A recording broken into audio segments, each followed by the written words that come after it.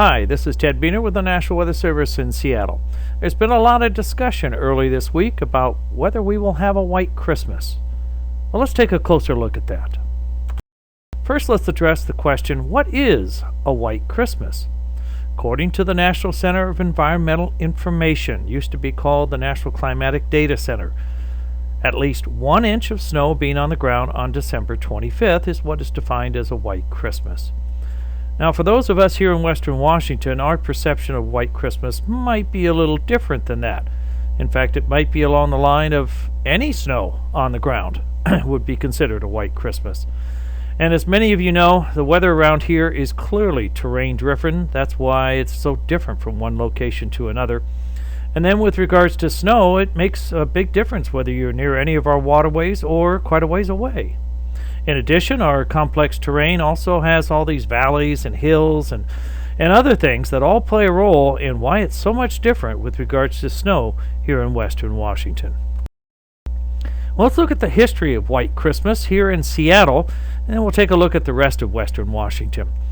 First, records at SeaTac Airport started in 1945 to present day. So let's look at some of the events that have occurred. In 1965, 1 inch fell on Christmas Day and had a total of 4 inches on the ground. Much of that was left over from an event just a couple of days before with 9 inches. In the infamous December 1990, 8/10 of an inch fell on Christmas Day, leaving 1 inch total on the ground, and some of that was left over from the event just a week prior to that, where other parts of Puget Sound had up over a foot or 2 feet of snow during that particular event. More recently, in 2007, 9/10 of an inch fell during Christmas Day, but it melted during the day. And then the 2008 December Snowmageddon. Now, SeaTac Airport had just 4/10 of an inch that day with a total of 4 inches on the ground. Other parts of the Puget Sound area had much more snow. And then going back to when weather records first started in Seattle in 1891, interesting to note on Christmas Day in 1909, 1.8 inches was on the ground. In 1915, just under a half inch, and in 1944, just a couple of tenths. Of interest as well, on Christmas Eve, 1891, 2 inches of snow was on the ground. In 1902, 4/10 of an inch, and in 1911, 1.5 inches. So, what does this all mean? Well, if you look at the pure definition of 1 inch or more, then that's less than a 5% chance of a white Christmas in the Seattle area. Now, if you include any snow on the ground, such as some of those examples on just a moment ago, then there's less than a 10% chance. Well, what about the rest of Western Washington? Well, quite frankly, the odds are better away from any of our moderating temperatures with the waterways. Also, up in western Whatcom County, where you tend to get some dry, cool air coming out of the Fraser River Canyon, and closer to the mountain foothills and our valleys, also have greater odds than just down here in the Seattle area. So what about the forecast? Well, this goes back to all the talk that's been going on this week. Many people have been looking at their smartphones and the weather apps and other devices. Do you really know where the source of that weather information is? Well, here's some suggestions for you. Number one, for those with smartphones, may I suggest the National Weather Service's mobile weather web application, simply mobile.weather.gov. It offers all of these features, but the key here is this is coming, the forecasts, etc., are all coming from the staff who live and work right here in your area.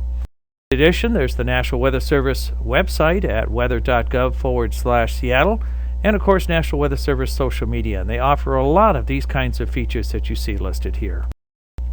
So let's look at the forecast.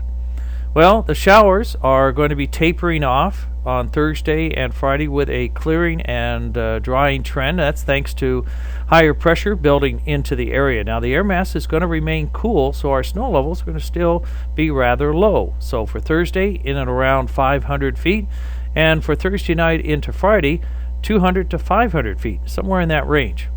So if we have any lingering showers with the decreasing amount of moisture that we're going to have here, it's going to be rather limited Thursday night into Friday. If we get a shower here and there, the accumulations will be rather light, that is, an inch or less. And for those who have the best shot of that, it kind of zeroes in on the areas that are closer to the mountains, such as our foothills and those valleys that are tucked into the mountains, as well as our higher hills, and perhaps for those that are in the vicinity of the Puget Sound Convergence Zone, such as North King, Snohomish County, and even as far north as Skagit County. So what about the mountains? Well, for those who are heading up into the Cascades and Olympics, again, those showers will be tapering off. For Thursday, maybe 1 to 3 inches of additional snow, so nowhere close to what we've had earlier this week. Thursday night, a few spots might get up as much as 2 inches of snow, and by the time we get to Friday, little if any snow at all. And again, remember, the snow levels will be well below the passes. For those who are traveling, maybe east of the Cascades or elsewhere, but especially over the mountains, expect snow on the roads and be prepared for winter driving conditions. Remember, there may be at 1 or 2 more times during Thursday and Friday where the state DOT may be doing some avalanche control along Interstate 90.